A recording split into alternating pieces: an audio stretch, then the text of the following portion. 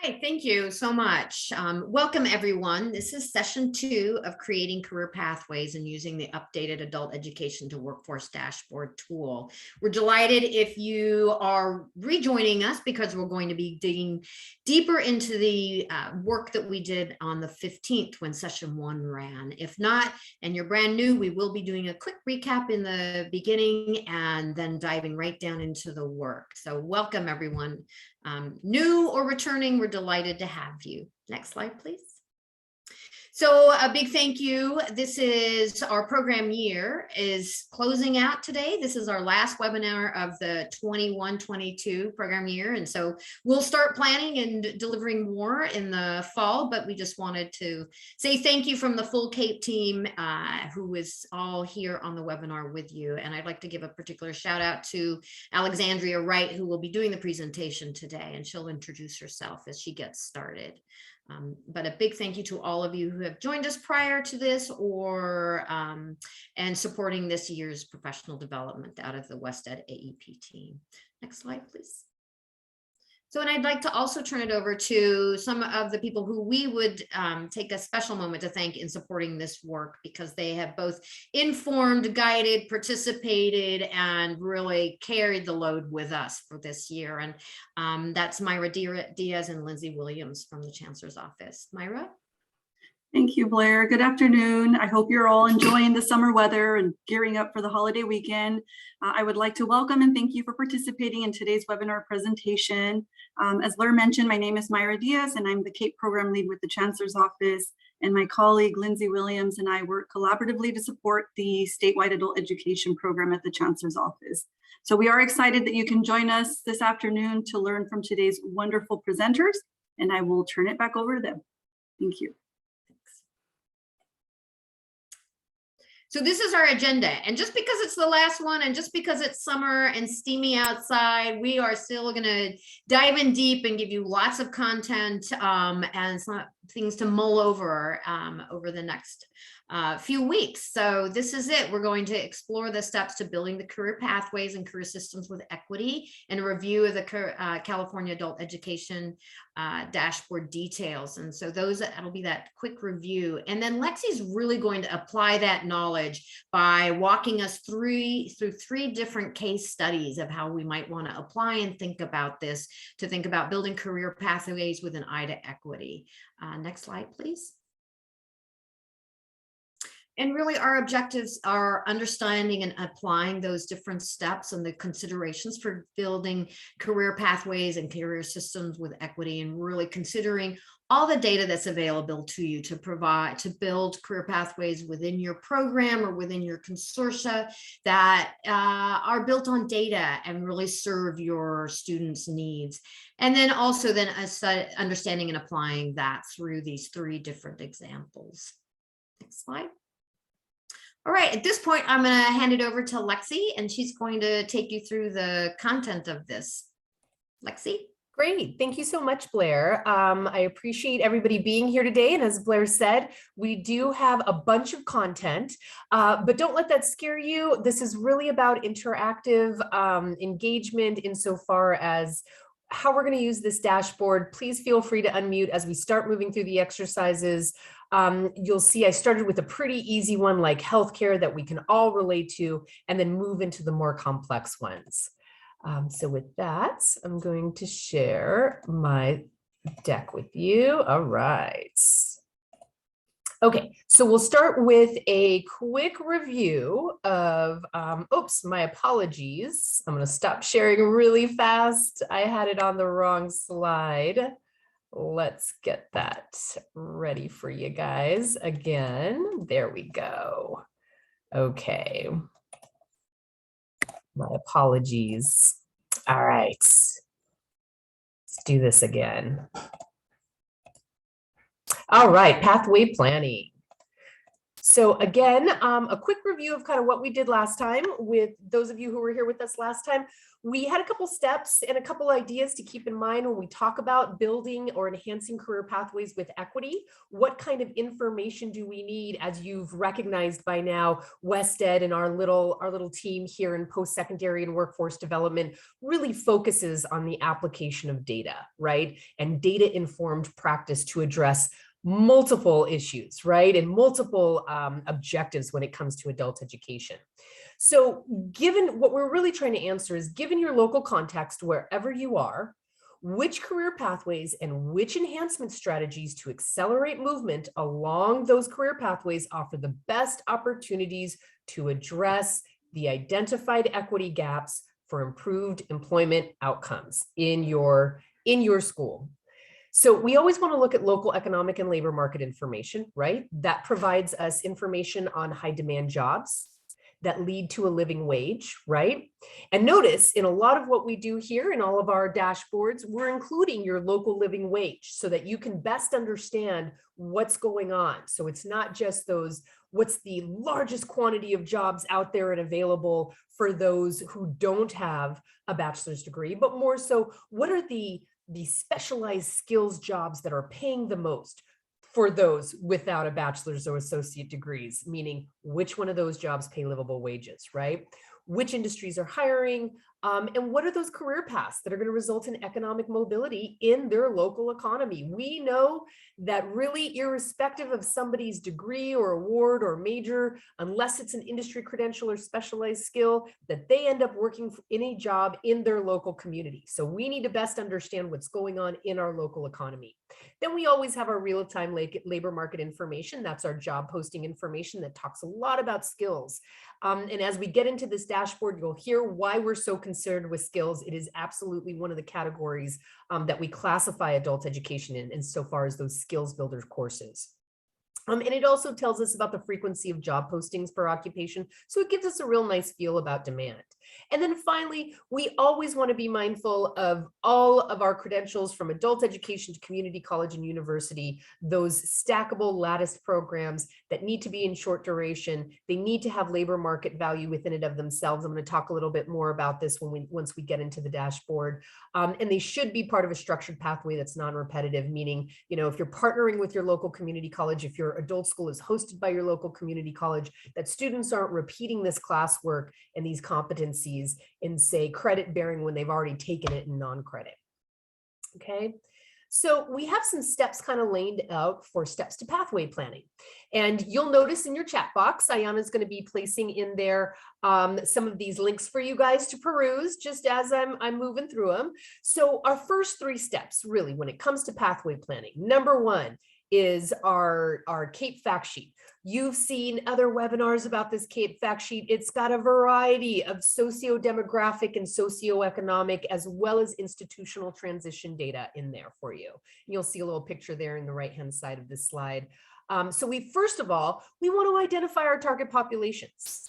Then we want to identify our pathway program.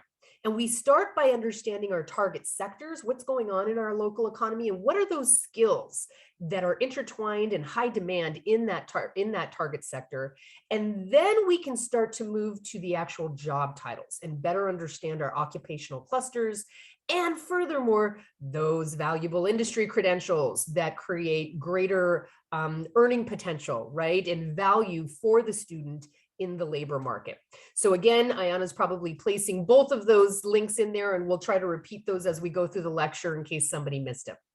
So once we identify our target population, then we identify our pathway program, then we need to start looking at strategies for accelerated learning. And a lot of these are going to sound familiar to you, especially IET, right? So I already mentioned stacked and lattice credentials, right, that lead to high quality jobs and align with that movement up, a pathway where people can actually move up and up and up the career ladder.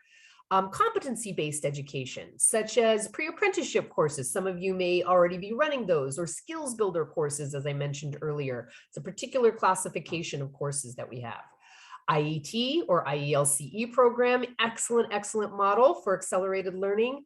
And then we also have some things like improved and personalized student support services. For example, if you're serving American Indian communities, right? Your family is very engaged in the entire educational process and the learning process, and it actually improves student outcomes when you engage that family in initial orientation and advising, so stuff like that.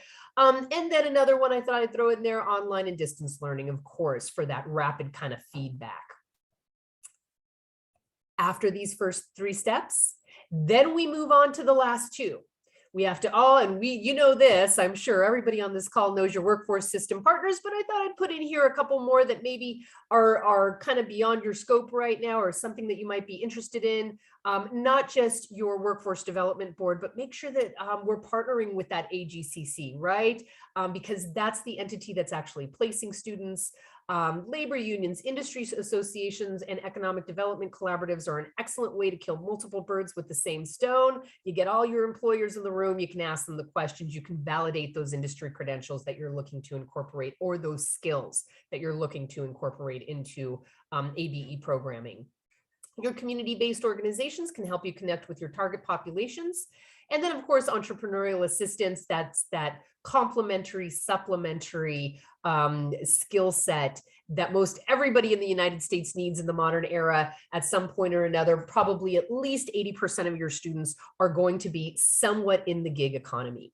And then finally, this one, you know, adult educators have always been aware of systems changes, but this is now finally at the forefront of all education and workforce development. And this is where we're talking about really tangible pathway systems changes, you know, changes to program designs, like we talked about earlier, those accelerated learning strategies, policy changes, new workforce system and employer partnerships, new approaches to employer engagement. We have a CTE fact sheet. I'm not sure if we were able to address that in any of our webinars, but I'm sure we'll be having another one coming up. Jessica Keach, who's on this great adult ed team, is the grounding for those awesome CTE fact sheets, and we're looking at developing one just for adult education. New ways of supporting students and new methods of instructional delivery. All right, so let's get into this dashboard and get into some of the exercises here. So we wanted to provide, I'm going to pause really fast and just make sure I don't have any other questions. All right, good. Everybody's just introducing themselves. Excellent. So we want to remind everyone that this dashboard is built off of your information. Okay, so the first time the dashboard was built was using secondary information. So basically we were scouring, we were conducting an environmental scan. You heard Ali Balela at the last session talk about her methodology for that. So we were looking for any types of classes that were already listed online. Then this last spring, we actually conducted a primary data gathering exercise where many of you, we went through your consortium directors and we asked for many of the adult schools, most all of you guys, to give us an update. What's going on in your programming? What do you have? Can you please help classify it for us? So we've classified all adult education programming into 3 different types. We have our workforce prep. So that's your generic work readiness, right? It crosses all industry sectors and all occupational clusters. So work readiness, digital literacy, OSHA, stuff like that. Then we have our occupational skills builder courses. These are ones that start to get the student more specialized, starts to increase their value in the labor market and puts them kind of on that career trajectory, but it's not so isolated. It's not super duper highly specialized that the student has to stay in that their whole life. So I'm talking about things like SolidWorks and computer-aided drafting, right? That can be used across manufacturing. It can be used in construction sites, right? So a specialized skill, but not hyper specialized to industry sectors. Welding's another one of those, right? Welding can be used across multiple industry sectors. And then finally, we have our very hyper specialized occupational credential programming. These are your programs that are really closely correlated or directly correlated to occupational opportunities such as medical assistance, CNA, usually all those healthcare, right? Those healthcare credentials, because those are immediately and directly tied to occupations. So keep that in mind as you are building out your classwork, as you're thinking about entering, maybe you need to update your programming in our dashboard. Keep in mind these 3 different categories. So this is an example of the worksheet that you would have received. If you haven't received it, don't worry. I'm going to talk about that on the next slide, how you can get updated information in there. So you can see here kind of some examples. Tier 3 is that super specialized, hyper specialized occupational training. You have your CNA, your med assistant, etc. Home health aid is another one, caregiving and home health aid. And then you see your tier 2, right, which is just the occupational skills builder, right? Not that generic work readiness, that workforce prep, right? So these are our 3 categories. This is something, again, that if you need to update your coursework in the dashboard, so you have a nice comprehensive dashboard to do some analysis with, you're going to be filling something like this out. And then finally, again, as we get into the dashboard and you start moving around in it and pressing all those buttons, you might notice that your programming is not up to date. While we were funded to update this during the CAPE project, we are going to do our best to maintain an updated dashboard. Please do email either Dr. Toso at btoso@wested.org or Ali over at wested.org. And if you can, just let them know, hey, not all our program is in there. If you want to go ahead and list some stuff out, these are the elements that we're going to need. What's your school? What's the program title? Is there an affiliated industry credential, right? Is it an IET or IELCE designation? Is it a pre-apprenticeship? And what's the SOC associated with that program or industry sector? Your standard occupational classification. And then which type of career program is it, of course, right? Is it that generic workforce prep? Is it an occupational skills builder? Or is it like hyper-specialized occupational credential program? Okay. All right, and with that, let's get into one more thing. So we're going to use a couple of tools. We're not just going to use the dashboard. We're actually going to use an open source tool that we've created here at Wested. Again, our little post-secondary and workforce development team. It's called Opportunity Maps.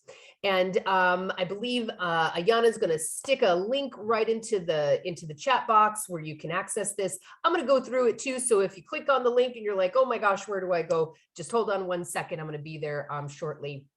But essentially, these opportunity maps are a tool to help administrators and faculty better understand career trajectories and emerging occupations and skills demands, right? It's a really complex time that we're in right now. There's emerging occupations, there's emerging skills, there's a demand for interdisciplinary skills, even though there's also concurrently a demand for hyper-specialization. So it's really an interesting time in our economy that really isn't like any other decade we've experienced, right? Last century, we pretty much knew the jobs in construction and manufacturing and healthcare. Again, now things have started to emerge. Some of you may have heard about a new healthcare occupation. One would think that healthcare is pretty static because it's so highly regulated, but the state of California has actually put out money, and you guys may have participated in it, especially those of you who are hosted by community colleges, called a navigator. It's kind of like a social systems navigator. So somebody who's specialty trained, that can be trained in adult education to help patients navigate the healthcare system. Okay. So something like that. So anyway, so these are a particular map. This is a cool little design, right? You're not going to see the same designs when we go to work on these in the rest of this webinar series, because this is a brand new design that came out. We put together the original opportunity maps to include community colleges into university programming and jobs. As you can see here, it's very explicit. We're talking about skills on the left, foundational skills and technical skills. Then we're talking here about adult ed. Then we get into our community college certificates and associates, and then finally into the bachelor's programs. And you can see the correlating jobs as well as wages beneath, right? So these are the jobs that require a certain educational attainment with their correlating wages. The maps that we're going to be looking at today do not include adult education. Unfortunately, we were just not funded to do that. However, if by the end of this webinar you go, oh my gosh, we need these maps. Again, they're also helpful for students. They can help inform students about their pathways, but they can also help, again, internally with the development and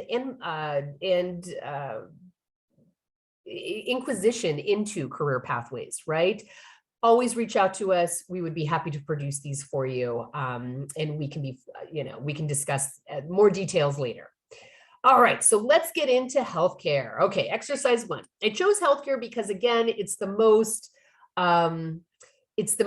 common, right? Of all industry credentials that we see in adult education, we typically see something like a CNA or a home health aide or caregiver if you're not in the state of California, right?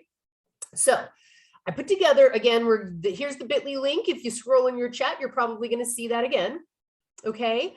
And I put together a few steps for us to follow. So I'm going to go through the steps and then I'm going to switch screens and we're going to go over to the dashboard and we're going to follow the steps in the dashboard and we're kind of going to go back and forth, right? And you can see here right on the right-hand side, I put, hey, a big hint. If you take a look at your opportunity map first, right? It's easier for you to understand how to verify the occupations that you're going to be targeting. So basically your brain's going to see that opportunity map and some occupations, right? Per skill level, per award credential level.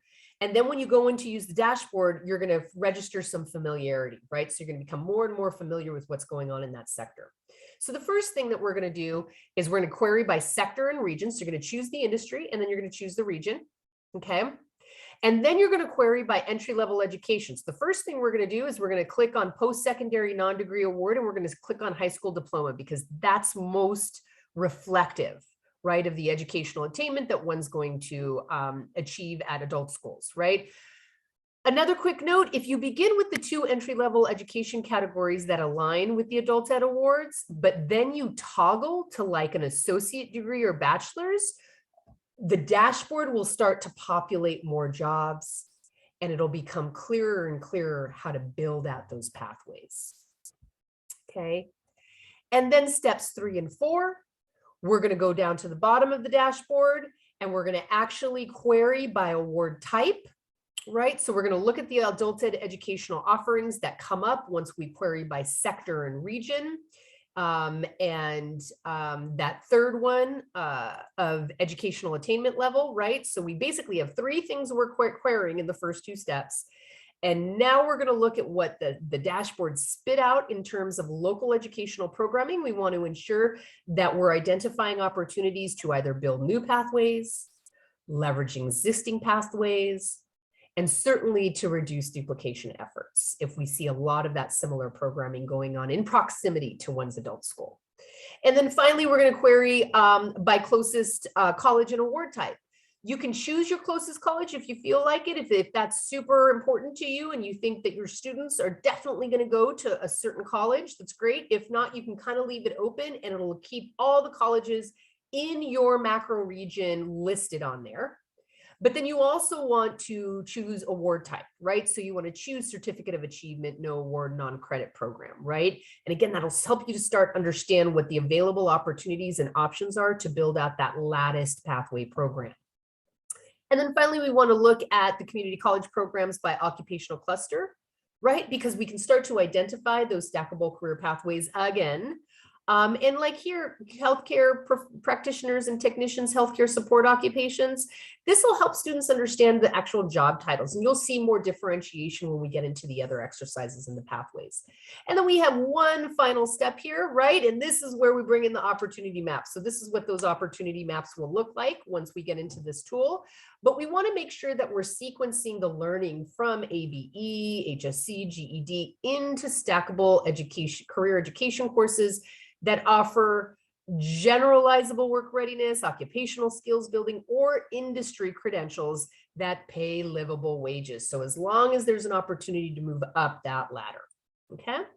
All right, I'm going to check the chat box. Please raise your hand if you have any questions right now. All right, cool. Thank you, Blair, for putting in some complimentary notes there and supplementary information. And thank you, Ayana, for posting that again. I'm going to stop sharing and we're going to get into the dashboard right now.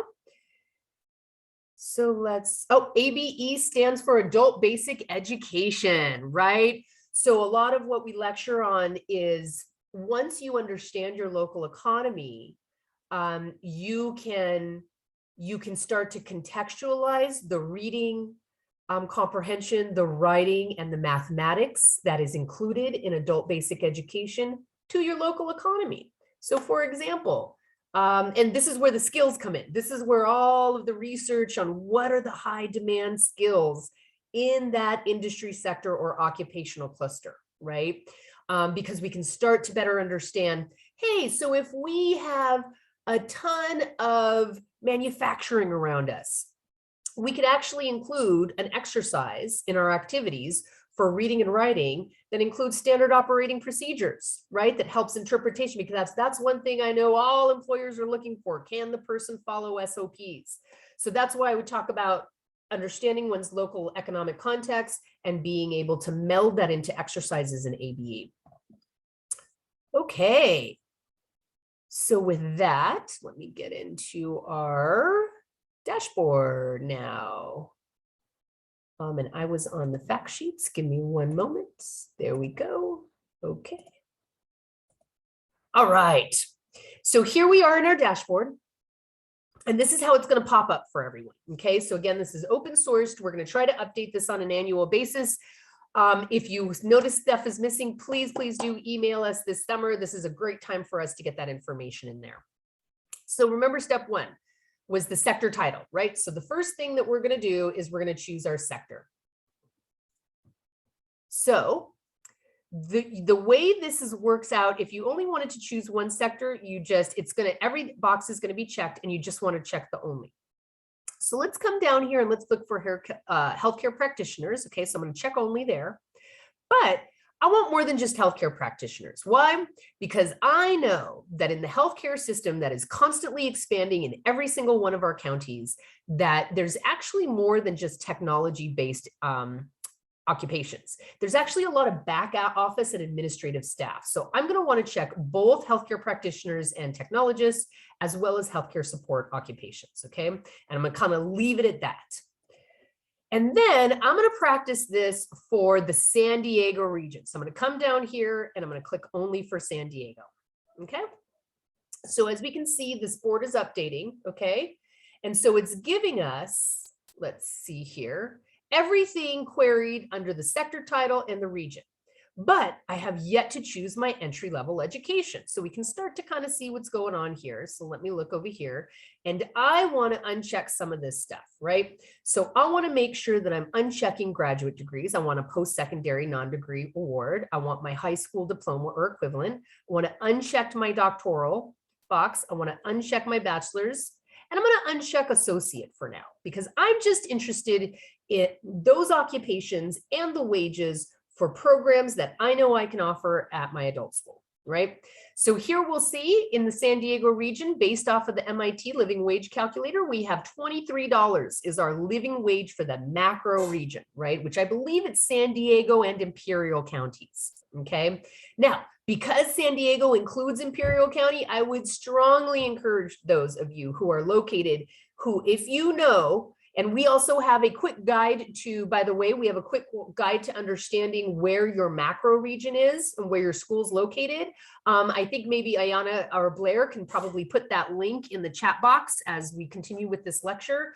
So if you're confused, you're like, what's a macro region? I don't know where my school is. We have a nice cross-reference sheet that you can identify where your macro region is. And again, for those of you who are located in a macro region and in a specific area that's more rural than the larger regions, for example, San Diego, Imperial Valley, right? The cost of living is much higher in San Diego County than it is in Imperial. So you will, when we put a little link right here, go into the living wage calculator and look specifically at Imperial Valley, because it's a little lower than 23 bucks. So that might be something contextual that you want. Okay, we always put the higher wage in there in each macro region. We tried to average it out. We didn't really want to average it out. I take that back, but we wanted to take what would be the most common. So again, if you're in a rural area for that macro region, always go to the living wage calculator yourself. Okay, so I have my entry-level education, I have my sector, and I have my region. So now I can start looking down and I can see, oh, look at all of these different occupations, right? And if I click this little arrow over, it's going to give me another page of occupations, right? And look at, we start to get into medical transcriptionists, right? Medical equipment preparers, right? And again, those are those kind of cross-sectoral occupations, right? That come out of the skills builder courses. Or even some of the less specialized occupational courses, the occupational skills builder versus the occupational credential program, okay? So as we go through this, we can see all these skills. And again, active learning, decision-making, coordination, critical thinking. These are all those exercises that we can include in just our adult basic education activities and exercises. And we can certainly start to contextualize them in healthcare.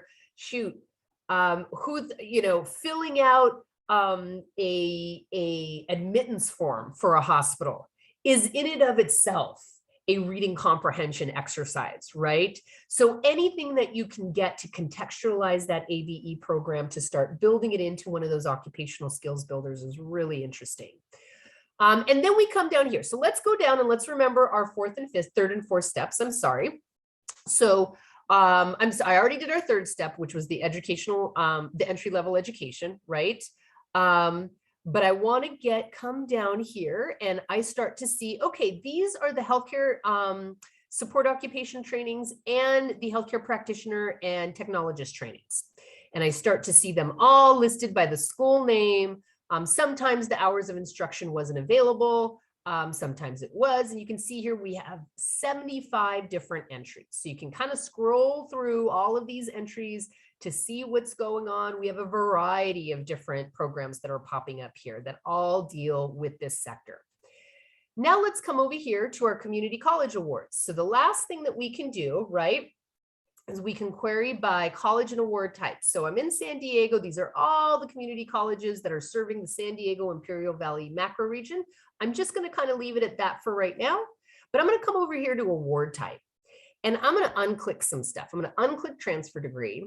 I'm going to unclick all of these except for certificate of achievement and no award or non-credit program, because I'm curious to see what's going on with just these kind of short-term industry credential programs that are hopefully, well, short-term programs, non-credit programs that are hopefully tied to an industry credential so they retain value in and of themselves, and again, add value for the student in the labor market.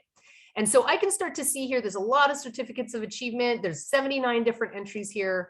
And if I keep going down the list, I'll probably keep popping up more and more certs of achievement. We start to get into other colleges, right? So we start to see what all the offerings are. So I'm going to come back up here just to show us. I'm going to click a couple other things. Say that I said, okay, now that I understand what the immediate and direct opportunities are for transitioning from adult school into a non-degree award that has value, I want to know what the next step in that career pathway will be.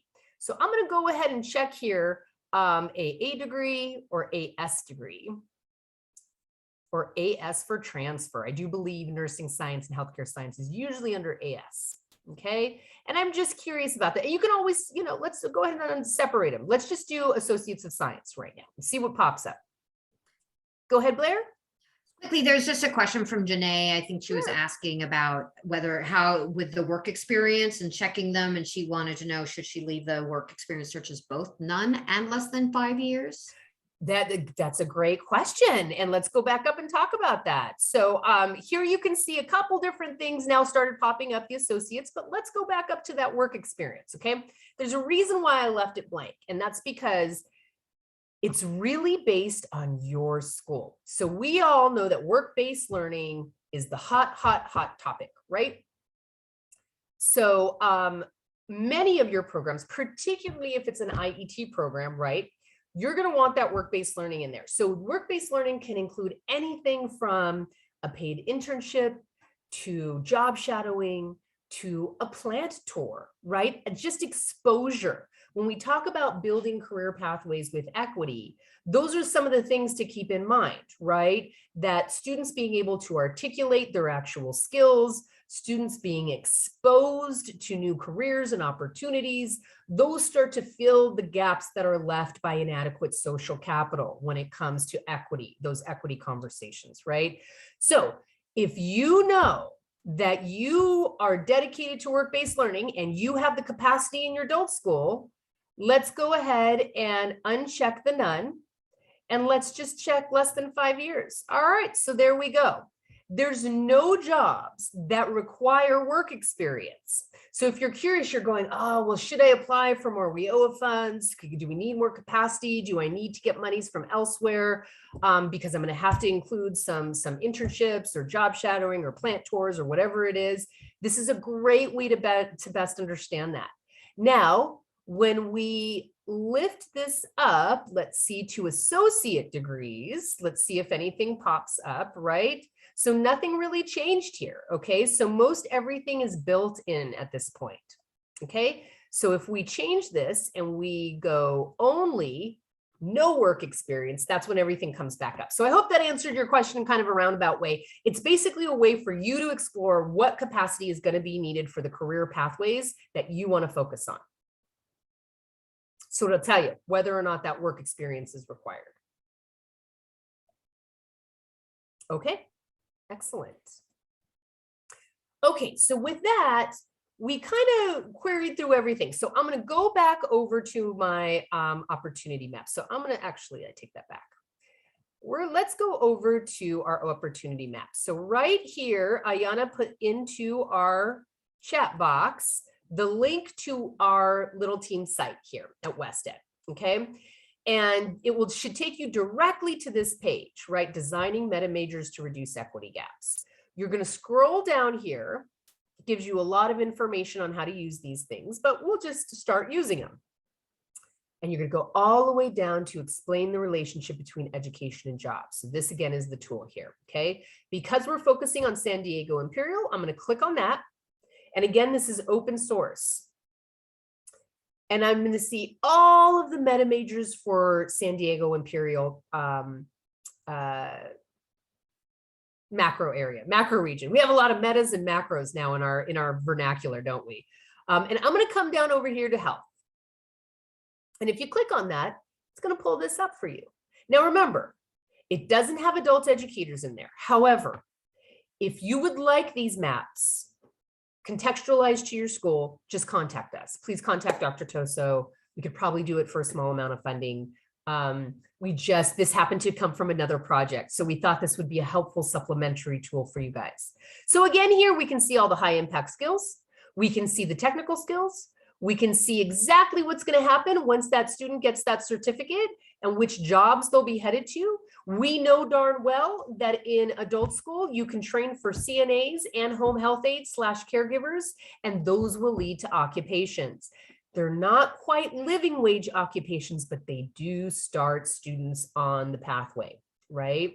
So I want to give us something a little more detailed because we kind of know healthcare, right? Healthcare is highly regulated, you know, industry credentials. There's really no such thing because any program you implement in healthcare has got to have those regulatory requirements.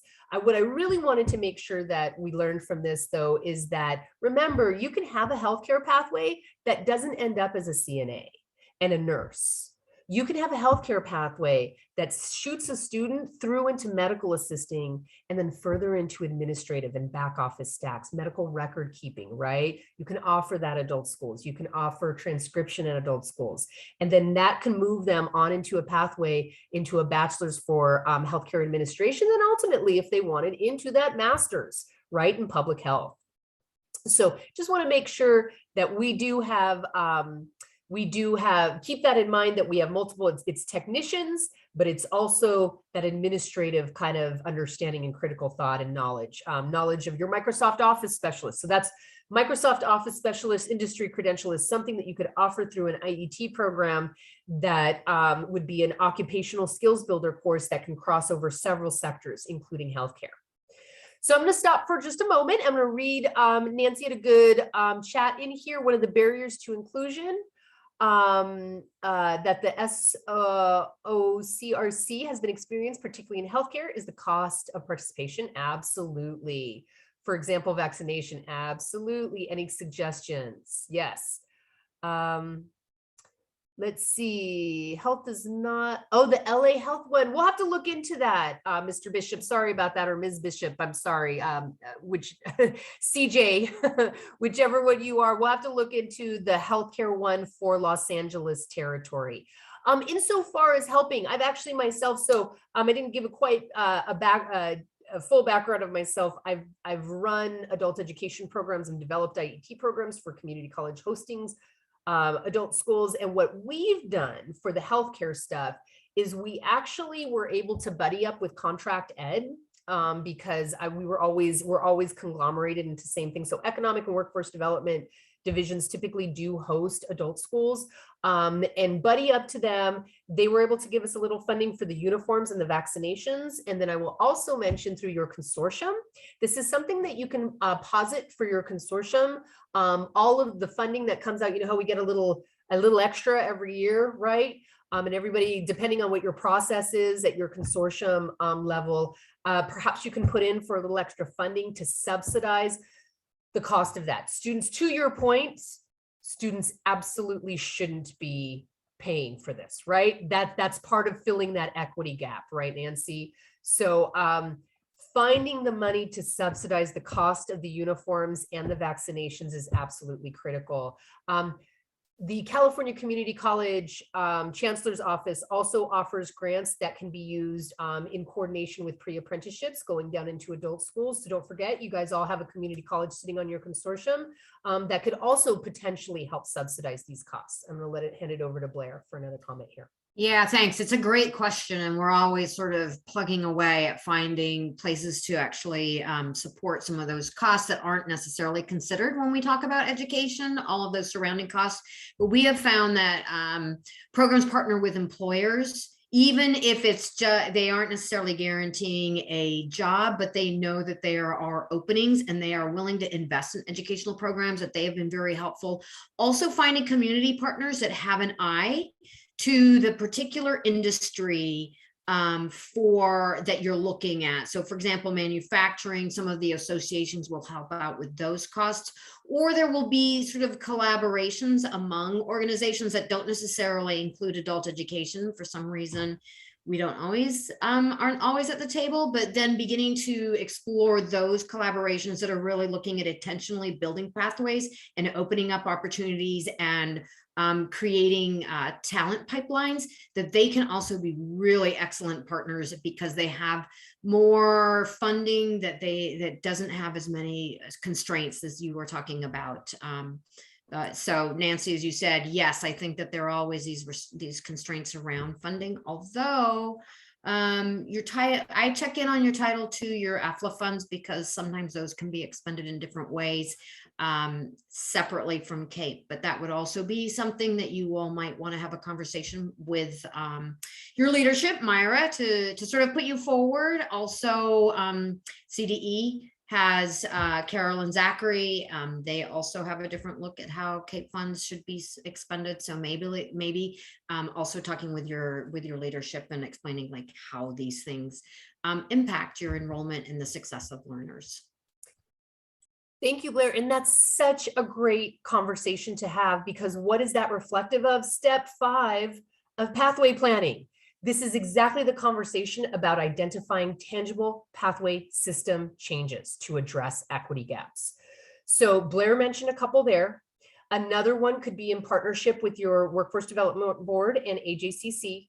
But another one for those schools, again, and I know San Diego is full of them, a lot of them actually throughout the state of California, for those adult education programs that are located within your community college that are being hosted by a community college, a systems change to address equity would be to have that adult ed program be able to leverage any dollars and revenue coming out of contract education, right?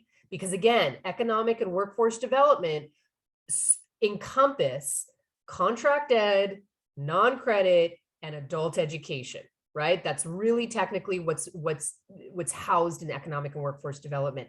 That is a substantial system change to address an equity gap to provide that kind of funding. So it's a perfect example of that. Okay, great. I'm going to move on then here. All right. So let's look at construction, manufacturing, and engineering pathways. I know this is 3 big sectors and people might be going, what do you mean? You're going to look at all 3 of these. But again, in the modern era, we have to look at skills and intersectoral skills in order to build value in the student in the labor market, okay?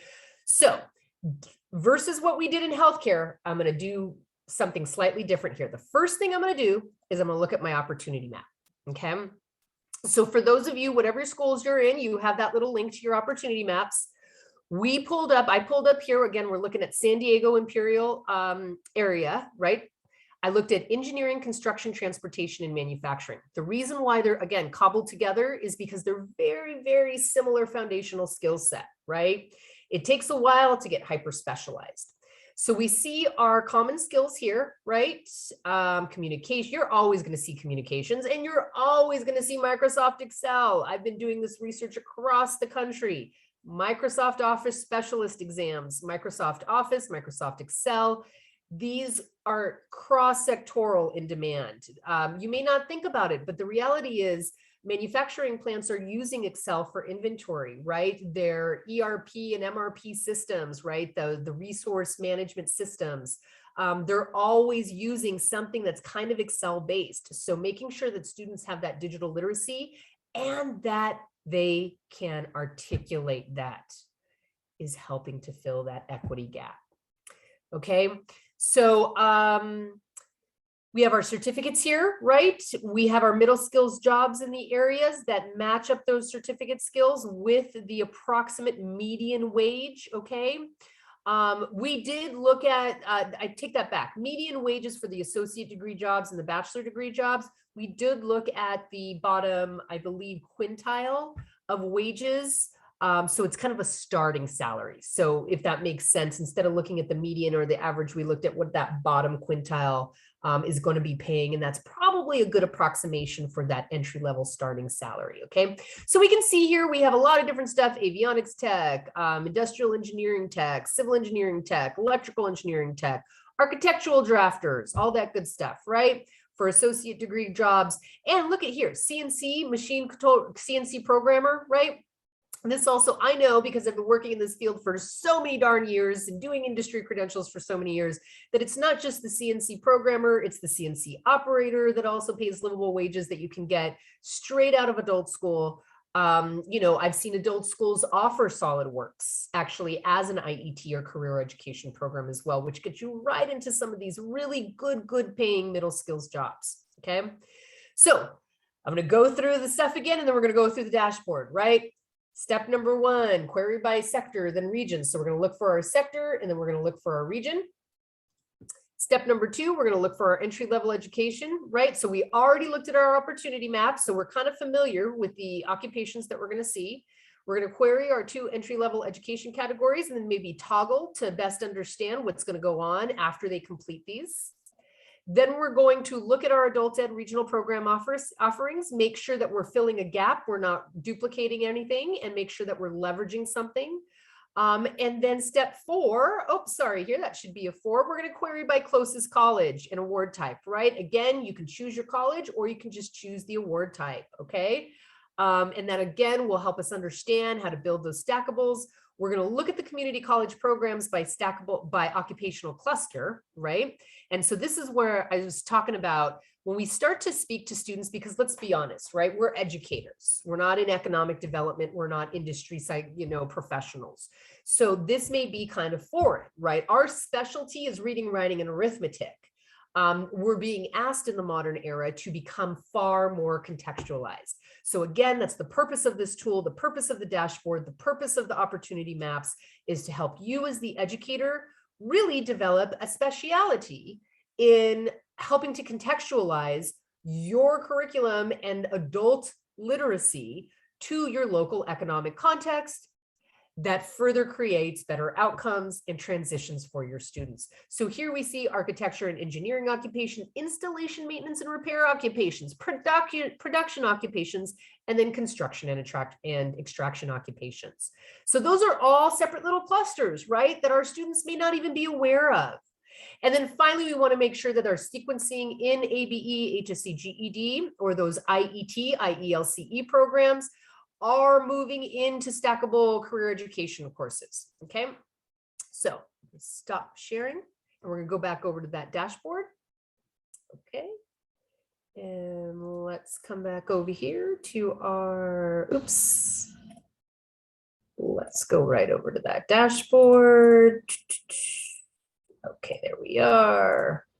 Okay, so let's start again. So I just looked at healthcare. Let's start this again. And at this point, you guys, feel free to chat or just unmute yourself. We can search anything you want. Mess around with it. This is your chance to ask questions.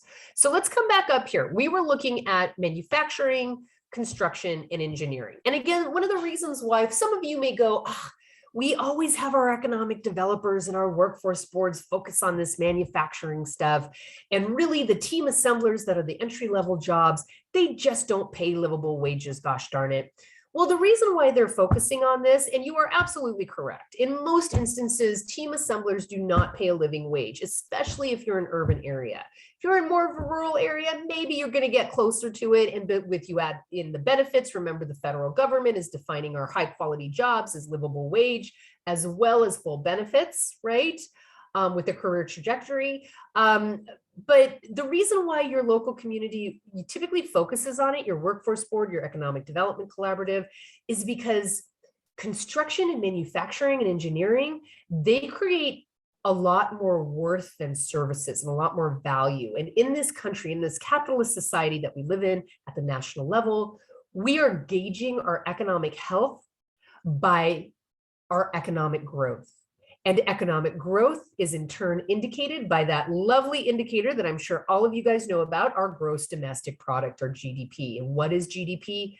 GDP is the final value of all outputs, right? New output, not used vehicles, not resales, any new output. So it makes sense, right? That manufacturing, construction, that value is a lot greater than the service sector, than educational services, healthcare services. So that's why you always get that emphasis on manufacturing in your local community. Additionally, though, I will say this, that when you start looking into jobs in that area, you will see that there is a quick movement up. If you combine production and construction oriented training, right, industry credentials at the adult education level with management and communications and leadership skills, that person is going to move quickly right up that ladder. So I'm going to click a couple of things here, right? So again, sector titles, ththese are by our NAICS code, North American Industry Classification System. So I'm going to click quite a few things here. I'm actually going to do architecture and engineering. I'm going to do construction and extraction. Okay. I'm going to come down here and I'm going to choose some other stuff. I'm going to choose installation, maintenance, and repair. Okay. And let's see if there's anything else. And I'm going to, of course, choose my production occupations, right? Now, this is interesting. We all know that especially since pandemic closures, transportation and warehousing has become super high demand, and they pay fairly decent wages. We're not quite sure about movement up the ladder yet, but there are a lot of job openings for first line supervisors. But let's do this first. Let's keep transportation and material moving unchecked, even though they probably have common skills, which we can see by that opportunity map, right? Remember, the opportunity map that we saw for San Diego Imperial listed construction, manufacturing, engineering, and transportation. So those common skills and those technical skills, those were all common throughout all of them. Okay, the frequency with which those skills are being posted in job postings is really, really high. So let's take a look right now. We see civil engineers, because we haven't queried anything yet. So let's come over here. We have 4 sectors then. We're going to stay with our San Diego region. Let's come over here to our entry-level education. We're going to uncheck bachelor's degree. We're going to uncheck associate's degree. And we're going to keep some college, post-secondary non-degree award, no formal education, and a high school diploma in there, just to see, just to check it out, right? We can see here, we have about 19,000, almost just under 20,000 annual openings, a median wage of $23. And we can see the change, right? So these are all the data points you're going to see. So this is a projected change, right, between 2020 and 2025. So we can see that there's some growth going on. Heating, HVAC, that's a great one for adult ed, leading into a pathway into a community college program and perhaps a partnership with a union, right? Your steelworkers union. You see here really good wages, right? You have a median wage of 29, you have a 6% projected growth, and you have about 288 annual openings a year in this, okay?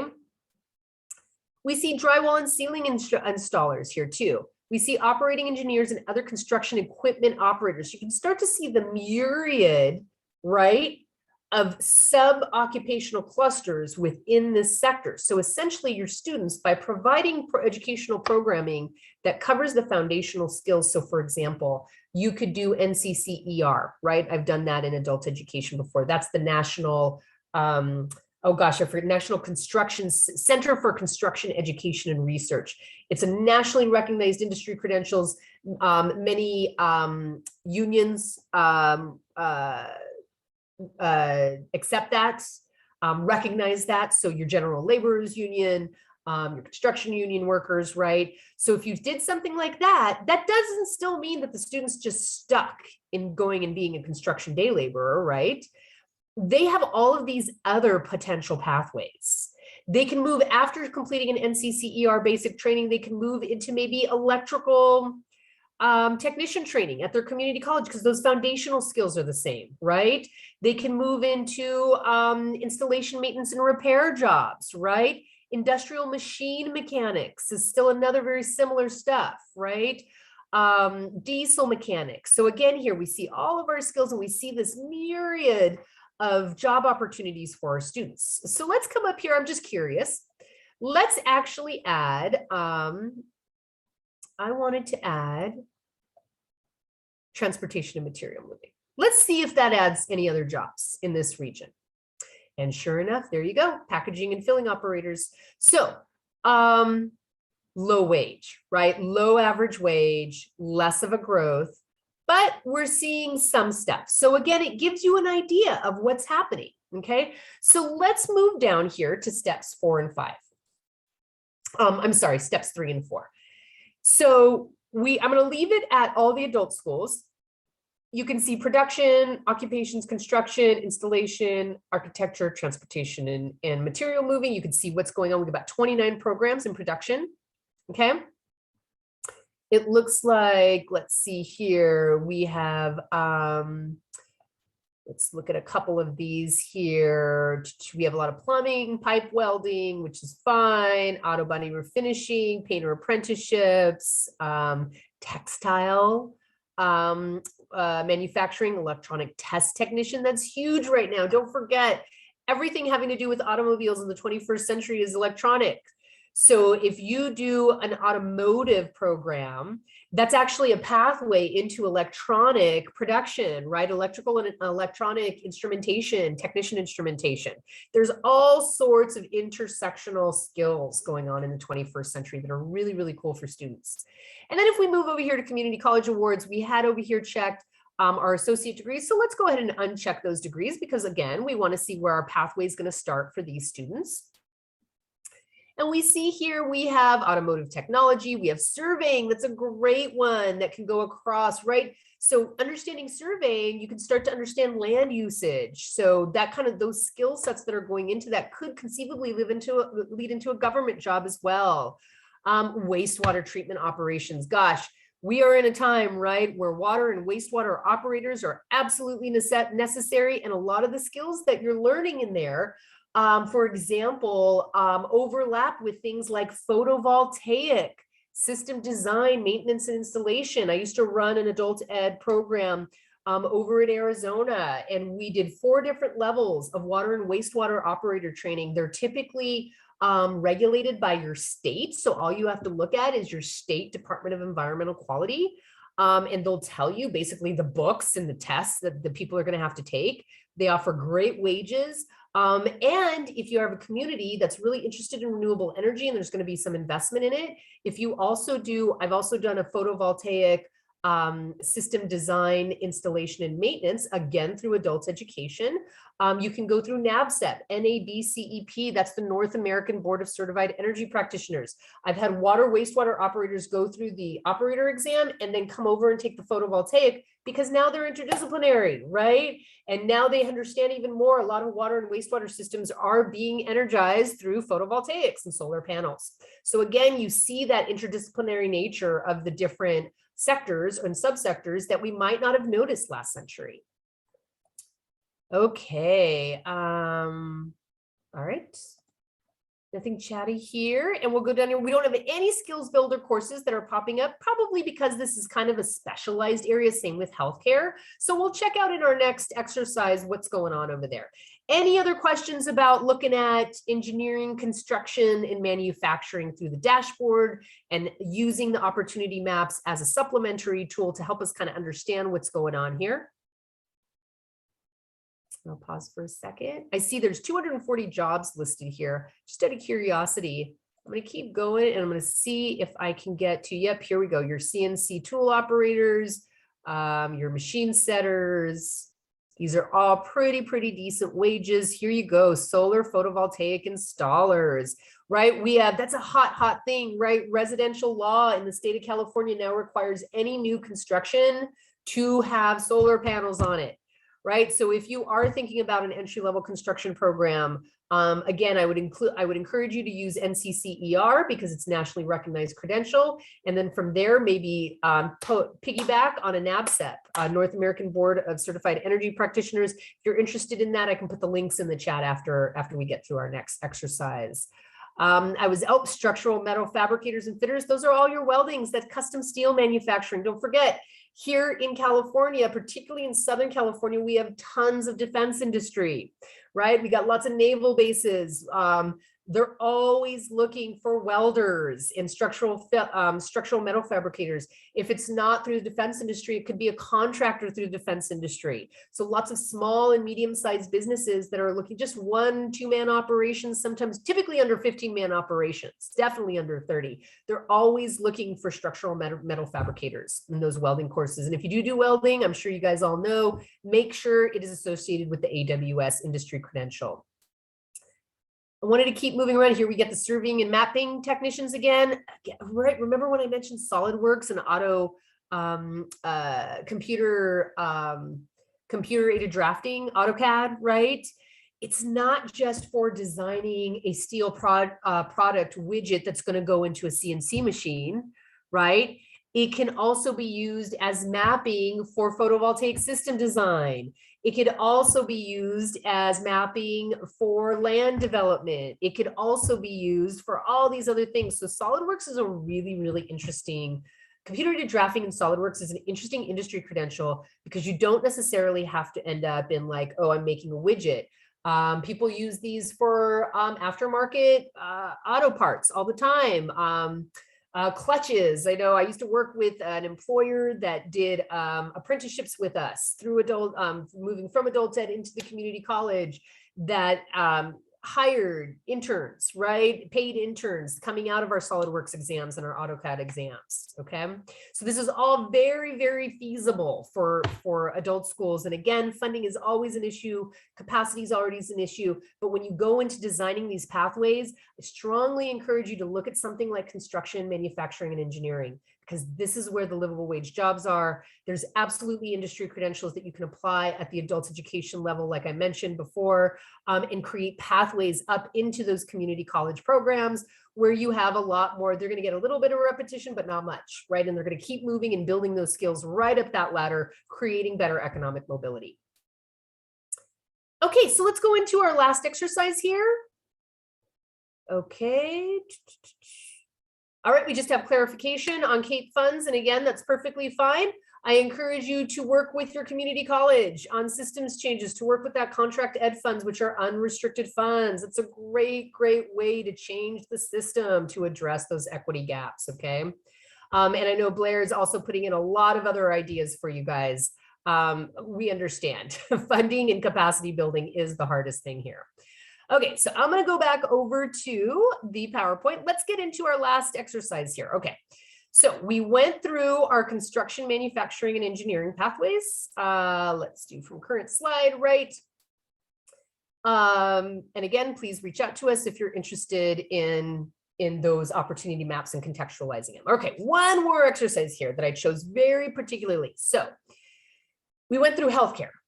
Number one in demand, right? People are getting old, people need the healthcare. It just is what it is. It's a constantly growing sector, but not everybody's into healthcare. So I put in there manufacturing, engineering, and construction, which you can also include transportation and warehousing, right? super duper high moving, high demand, livable wage jobs, continuing for economic growth, contribute to economic mobility. But this last one, business operations and management pathways. This is not necessarily a sector, right? This is what we would call a ubiquitous occupational cluster.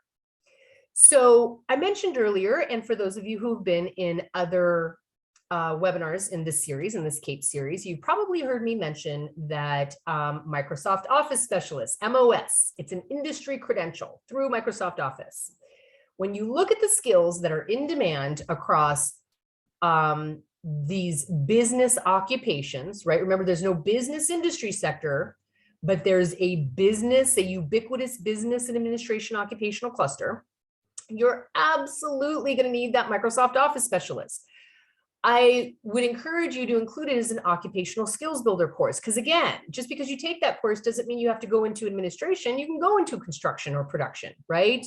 Or manufacturing. But you're still going to need to use Microsoft Office for the most part. So you can see here a lot of the high impact skills. It's always going to be verbal and written communication. And please, please don't forget, again, when it comes to building equity, ensuring that your students can articulate the skills they have is a big step forward in filling that gap left by the lack of social capital that student has. And I'm not just talking about mock interviews. I'm talking about actual exercises that force the students to articulate the skills they've learned. I used to work with welding instructors, and they do a 350-word essay. What was your favorite project? What were your skills you learned, right? Helping those students get down on paper and articulate on paper the skills they learned, so they're more comfortable articulating that. Not all of us have the luxury and the privilege of parents, right? That spoke to us a lot, that had us read. My big line is always readers are leaders, right? Because the more you read, the more you understand how to speak and how to articulate. Not everybody has that privilege. So we need to make sure that we're including it in the classroom because it's a huge equity gap. Okay, so interpersonal communications, then we come down here to the hard skills, right? These kind of start to get a little specialized, you know, obviously merchandising and selling techniques is for retail, right? Maybe even wholesale trade. But then you get here financial statements, accounts payable. Why? Because a lot of these majors go into accounting or bookkeeping, right? So as you can see here, accounting, administrative assistants, these are all the certificates that you can build up. So they could start in adult education with the Microsoft Office Specialist exam through an IET program or career education program. And this could be the start of the pathway into multiple areas, including a business degree. You see down here, once again, we have our average starting salary at that bottom quintile for administrative supervisors, customer service reps, retail supervisors. And again, let's not forget, when you look at your local economy and you're starting to understand, which is, I strongly encourage you to use the CAPE fact sheets as well, because it has some of the similar information that the dashboard has. And if we have a little bit of time here, I might just pop over to that dashboard. I have it open. But when you start to understand the largest sectors in your local economy, once again, you can start contextualizing your reading, writing, and arithmetic to those sectors. So in other words, business admin or administrative skills, right? As you move through, say, a Microsoft Office Specialist exam in your adult ed program, you can contextualize it to say, I don't know, some small businesses. Maybe that person ends up being an administrator in a small manufacturing plant. Maybe they end up being an administrator for a small construction firm, right? A subcontractor or a prime contractor. So there's lots of different ways that you can start to contextualize those business skills, right? And then finally, we get up here to bachelor's degree. What's going on in the San Diego area? These are the majors, and these are the potential occupations and median salary for things like an operations. I got to tell you, wherever you look in this country, when you look up high demand skills, most frequently posted skills, you're going to get written and verbal communication. You're going to get basic math. You're going to get Microsoft Office. You're going to get Microsoft Excel. You're going to get management and operations and leadership. So operations is really, really interesting too. Project management and operations, both really, really interesting pathway building skills as well. I'm going to pause here just for a moment and double check. Okay, we're good on chat box there. So let's keep going. And again, once again, you're just going to see the same steps, right? But differently contextualized. We start by sector and region. Then we're going to do our entry-level education and maybe toggle to associate degrees. Then we're going to look at the adult ed regional programming offerings, make sure that we're adding to it, we're not duplicating or we're leveraging things. And then we're going to query by closest college and award type. We're going to start with our certificates of achievements, no awards and non-credit, and then start to toggle into the associate degrees so we can understand how to build those pathways. And then finally, we're going to look at the community college programs in that step 4 by occupational cluster. Again, helping our students. There's management occupations, there's office administrative support, there's business and finance for those of them who are more inclined to bookkeeping. And then community and social services, right? Let's not forget that. So I'm going to pop over to my map again. Okay. So let's get into our dashboard one more time. Okay, so I'm going to come up here. I'm going to change my sector title. I'm going to uncheck my architecture and engineering. I'm going to check community and social services because I'm looking at a ubiquitous occupational cluster, not a specific sector. So I'm actually going to uncheck my construction and extraction. I'm going to uncheck installation. I'm going to uncheck production and uncheck transportation. Okay. But I am going to go back and I'm going to check business and financial. I'm going to check community and social services. I'm going to go ahead and for those of you who were in the last session, we actually looked at a gen ed major of arts and humanities. And you saw me check educational instruction. So I'm going to go ahead. So that's something in library occupations that you could potentially check. We'll leave that blank for now, but I'm going to keep going down here. Legal occupations, I'm going to check paralegals, right? Administrative assistants for paralegals. I'm going to check office and administrative support. Okay. And I'm going to check sales and related occupations. Now, I'm going to say this with a caveat. I'm going to check sales and related occupations, but we all know darn well that retail occupations do not pay a living wage. So if it turns out there's not much information in sales and related occupations, I'm going to decheck that. So I'm going to start by checking it, but I may go back in and uncheck it. So let's see here. Yep, sure enough, there we are. Telemarketers at 14 bucks an hour, door-to-door sales vendors at 13. Okay. Those are all less than our macro region living wage. So I'm going to come back here and I'm going to uncheck. Oops, not my work experience. Oh, sorry. I need to uncheck my entry-level education. We're going to keep some college, post-secondary non-degree, no formal education in high school. So we're going to keep those. We're going to keep it at no work experience. But I'm going to come back up here to the sector and I'm going to uncheck sales and related occupations because I'm not too terribly interested in that. Okay, and we'll go all the way back to the beginning. All right, and here we start to see office clerks, customer service reps, administrative assistants, bookkeeping, which is always a great entry-level wage, right? Production planning and expediting clerks. So this right here, shipping and receiving and inventory clerks, right? That's warehousing and transportation, which is really interesting. So again, use this dashboard to start to familiarize yourself with the actual industry sectors. Let's come back over here and let's go ahead and check transportation and material moving and see if that pulls up any additional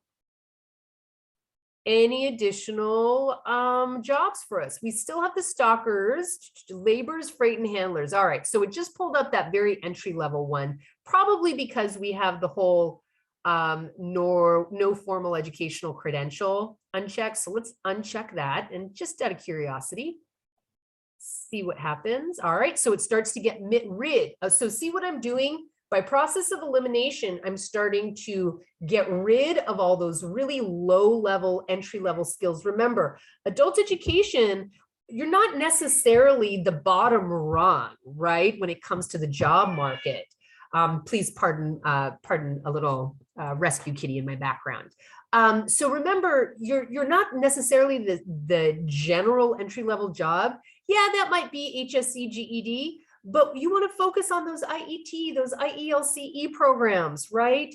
That really start to add those occupational skills building and then those specialized skills. So we want to get out of the entry level jobs. People who are going to your adult school clearly don't want to stay working for Mickey D's, right? Or Jack in the Box. They want to move up and on with their career. So this is the kind of stuff that we want to look at. We want to go back and forth. We want to play around with our educational level. We want to play around with our sector titles, okay? So as we come down here, let's look at, I'm going to leave all the adult schools the same, and I'm going to come over here, certificate, no award or non-credit. All right, it's all set to what I want. I can see all the skills, and once again, you're seeing that reflection of the skills over and over and over again that we've already seen, but just contextualized. And here in the adult schools, we see we have about 93 programs for office administrative support, 26 for business and financial operations, 17 for community and social service, and 4 for transportation and material moving. So again, you can start to build these kind of lattice pathways. What if you had a Microsoft Office specialist exam and you buddied it up with a lattice credential with transportation and material moving? It starts to become a pathway.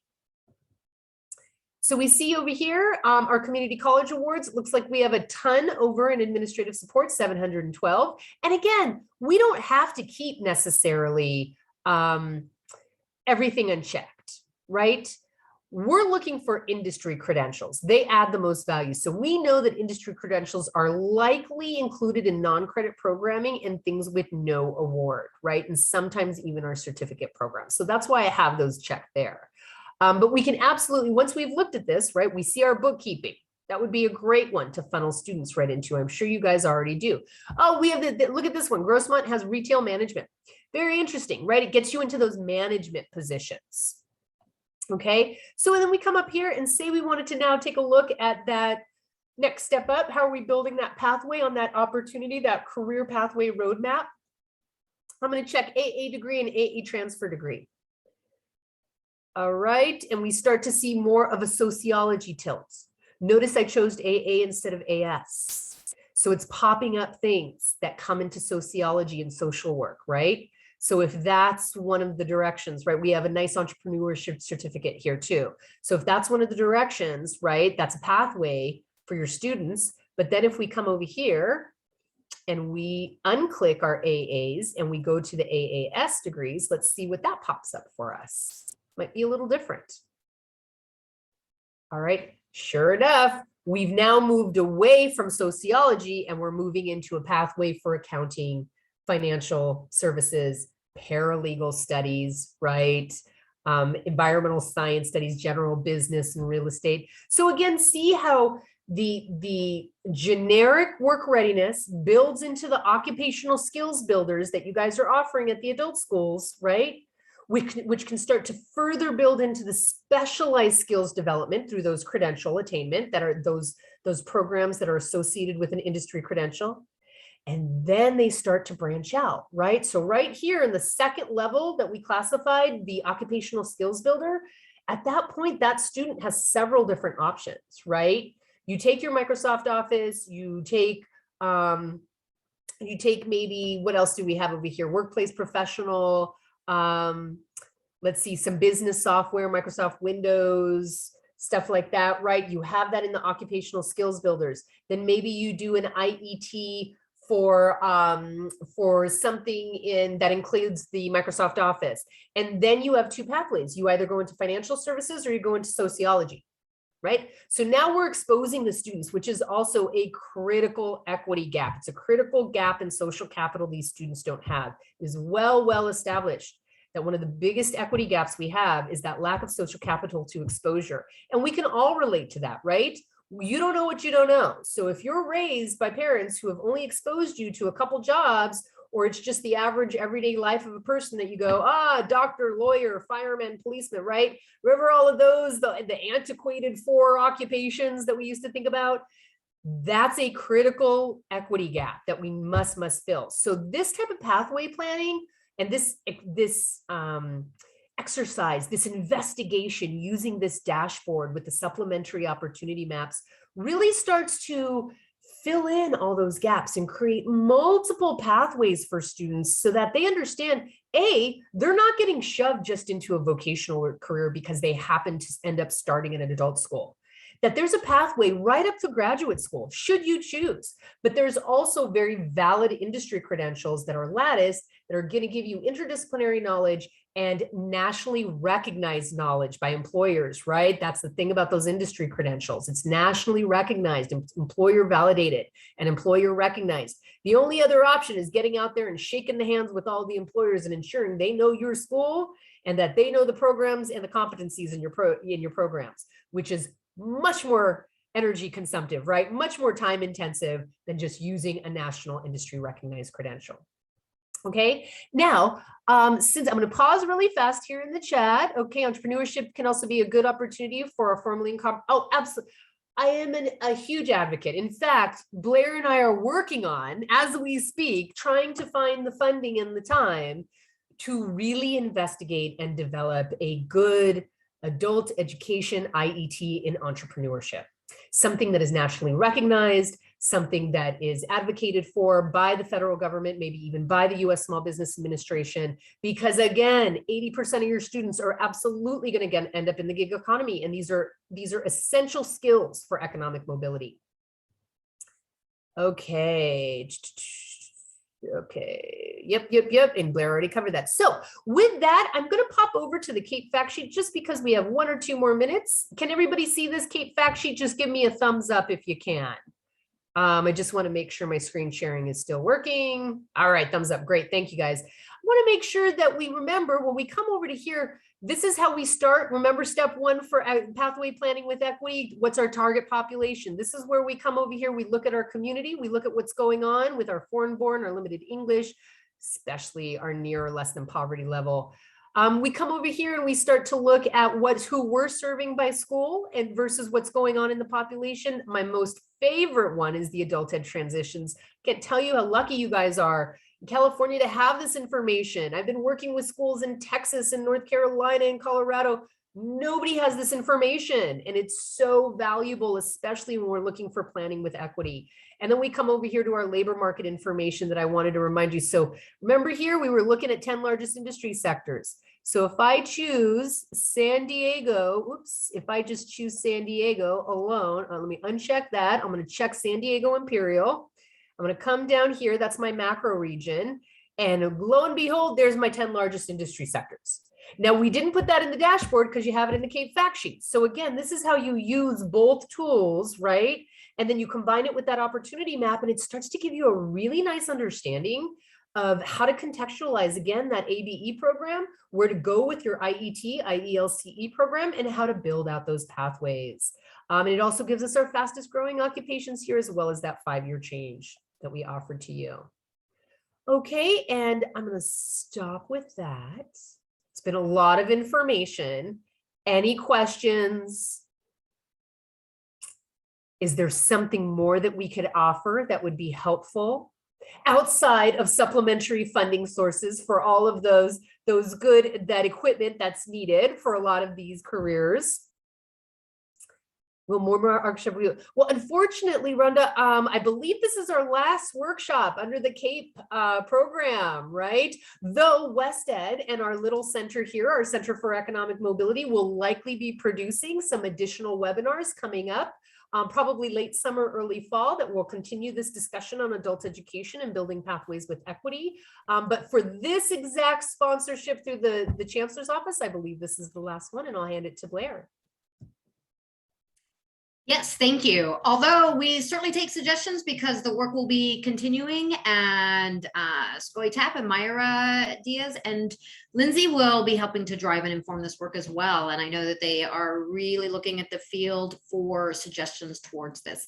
I would like to say thank you so much for participating, and really appreciate that you all would be interested enough to join us for more webinars.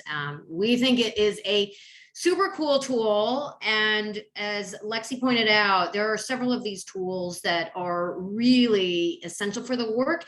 And I'd like to give a shout out for the Chancellor's Office, because they are actually the ones who fund the work for you all to do this. And I do a lot of national work, and California has these great tools that go beyond what many other states have as resources. So we hope to continue this work and that you'll join us in the future, and send me an email or anyone who's on the PowerPoint any ideas or thoughts that you would like to see or have brought forward as professional development and technical assistance opportunities.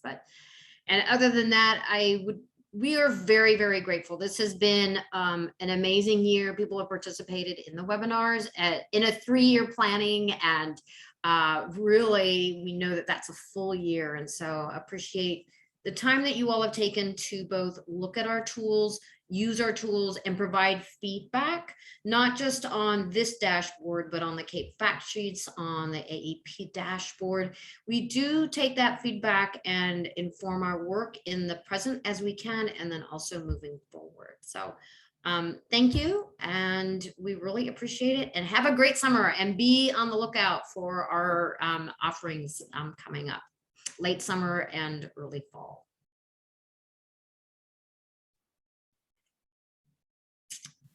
Awesome. Thank you. Thank you, everyone. Great job. Scoey Tap, did you want to say anything to close out?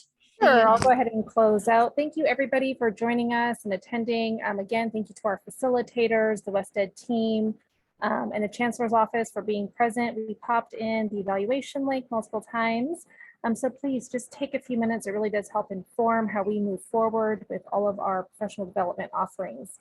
So with that, we'll go ahead and close out. Thank you all for being with us. Have a great day, everyone.